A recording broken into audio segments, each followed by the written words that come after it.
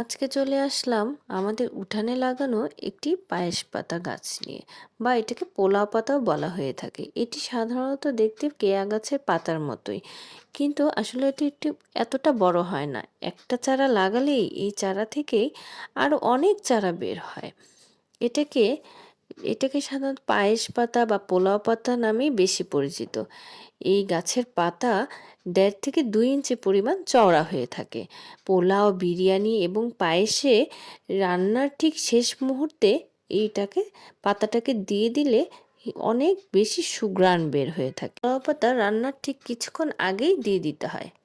রান্না শেষের কিছুক্ষণ আগে যখন পোলাও পাতা দেওয়া হয় তখন এটি সুঘ্রাণ তৈরি করে এবং আপনার খাবারটিকেও অনেক সুস্বাদু করে তোলে।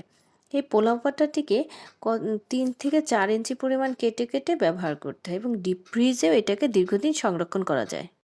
কেটে টুকরো টুকরো করে একটি জিপলক ব্যাগে রেখে দেওয়া যায় অনেক দিন।